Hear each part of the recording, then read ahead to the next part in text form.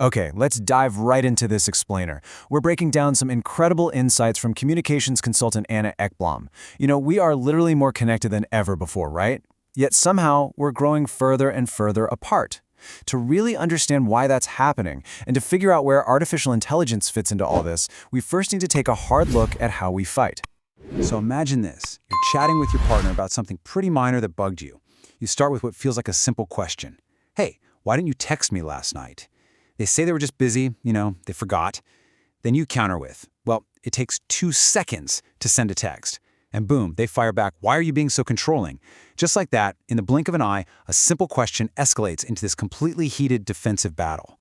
I can almost see you nodding because let's face it, we have all been there. Suddenly you're not even talking about last night's missed text anymore. You're just rapidly firing off past grievances. You're bringing up that awkward Christmas office party or, I don't know, how they forgot your birthday 3 years ago. And honestly, here's the real kicker. When they're talking, you aren't actually listening. You're just totally ignoring what they're saying so you can carefully plan out your next verbal attack. By the time the argument wraps up, absolutely nothing has changed, but you both walk away with 3 brand new reasons why you were right all along. Which brings us to Section 1, why our brains defend us. Let's look at the anatomy of an argument. So why do we actually do this? It's definitely not because we're just inherently bad or stubborn people. It's actually a direct result of how our brains are literally wired. See, our brains have to handle an overwhelming amount of stimuli every single second. So to cope with all that noise, they rely on these automatic cognitive shortcuts just to process information quickly. But here's the problem. These shortcuts are incredibly flawed, especially when it comes to our judgment. We subconsciously choose not to listen during an argument because deeply and biologically, actually listening opens up this terrifying risk that we might be wrong. This quote absolutely hits the nail on the head. Our brains heavily link our casual opinions directly to our self-worth. When someone challenges your view on even a seemingly meaningless topic, your brain doesn't just register it as a factual dispute. No, it registers a literal threat to your identity and your survival. That's exactly why you'll see people defending the most trivial, random opinions as if their lives depend on it. They aren't really defending the topic at all. They're defending themselves. And because our brains absolutely hate uncertainty and want to protect our ego from the so-called danger of changing, they trigger this massive defense mechanism. We just outright reject new information to stay safe. But guys, it actually gets crazier. Because we weren't listening, we don't really know what our partner meant, right? But the brain hates a vacuum, so it will literally invent a narrative where we are the victim. It'll even dynamically alter your actual memories of the event in real time, kind of like photoshopping the past based on your current feelings, just to make sure you get to keep believing you're entirely right. It's wild. Okay, moving on to Section 2, the societal shift, and how it's fueling the loneliness epidemic. What's really fascinating here is how modern society has taken those biological brain shortcuts we just talked about and totally amplified them. This is directly fueling a massive rise in global loneliness. The world around us has fundamentally changed how we handle relationship friction. Think about it. We've transitioned from an era where the dominant mindset was fix what is broken. Since fixing things was kind of the only option, people naturally practiced patience, resilience, and acceptance. They essentially built up the muscle to withstand discomfort. But today, we're trained in this fast-paced, consumerist mindset. Don't fix it, just buy something new. And sadly, we apply this to people too. We'll simply discard relationships and move on, constantly searching for this perfect, frictionless match, completely avoiding the discomfort that's actually required to grow a real connection. That brings us perfectly into Section 3, the AI connection trap, or the path of least resistance. So all of this builds into a pretty unprecedented technological complication. We are losing our tolerance for friction at the exact moment a completely frictionless alternative is arriving on the stage. We have to ask ourselves a genuinely terrifying question here. What actually happens to human relationships when we don't even have to search for another human being to feel validated?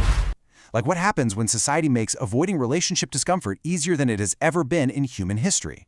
Well, this is exactly where artificial intelligence enters the picture. AI is now stepping in to provide us with just endless support. It'll always take your side, it'll instantly validate your feelings, and it offers what feels like the ultimate relationship experience with absolutely zero uncomfortable friction. It's basically the perfect echo chamber for a brain that, biologically speaking, just wants to be told it's right all the time. But you see, the danger here isn't really the technology itself. It's our biological tendency to take the path of least resistance. Just think about dating apps for a second. They made walking up to someone in the real world feel utterly terrifying for the vast majority of people, mostly because we just stopped practicing it. Relying on AI for that frictionless validation risks the exact same thing, but on a much deeper level. It really risks eroding our fundamental skill of basic human connection. Because at the end of the day, communication is a skill. And if you don't practice a skill, you lose it entirely. Let's look at how we fix this in Section 4, Reclaiming Connection through 3 Actionable Steps. We obviously do not want to lose that human skill. But before we dive into the exact steps, which are derived directly from Ekbom's consulting work to fix our communication, we really have to flip our entire conversational goal completely upside down. You see, when we argue, we're usually just desperate to get the other person to understand us. But true connection?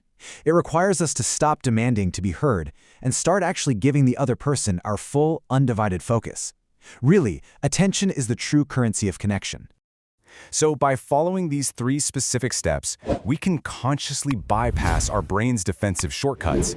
It's actually this incredibly empowering way to sort of hack your own biology so you can genuinely get through to the people you care about instead of just, shouting over them. Let's break these down one by one. All right, step 1 is all about accepting that you just might be wrong.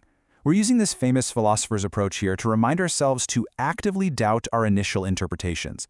You really have to ask yourself, hey, what if I completely misunderstood?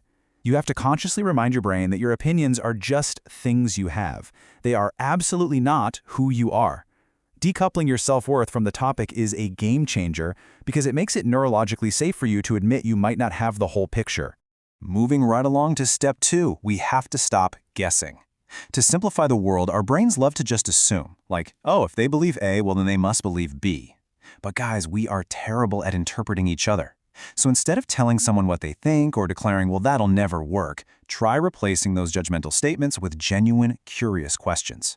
Just ask, how come you believe that? And remember this absolutely crucial point. Just because you are trying to understand their perspective does not mean you are agreeing with it. You aren't giving up an ounce of power by just being curious. And finally, step 3, if they won't listen, you start listening. Look, if you constantly catch yourself complaining to your friends that your partner or your colleague just won't listen, I've got some tough news for you. That phrase is usually just a protective defense mechanism to remove your own accountability. If you're saying that, the odds are pretty high that you are the one not actually listening, and you've probably helped create this conversational environment where fear and pride are completely running the show.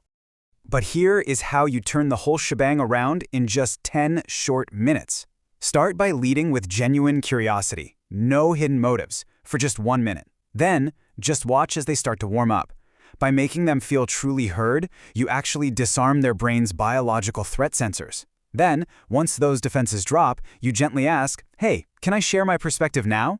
And you know what? They will actually listen. Not because they're being forced to, but because they genuinely want to hear what you have to say. So as we wrap up this explainer, I want to leave you with a pretty provocative thought. Our brains will always want the easy way out. They just want to avoid discomfort at all costs. And very soon, AI is going to make avoiding that discomfort easier than ever before. But true, deeply fulfilling human connection, that requires you to actively choose the friction. It requires you to consciously choose the difficult challenge of listening. So what's it going to be? Which path will you choose today?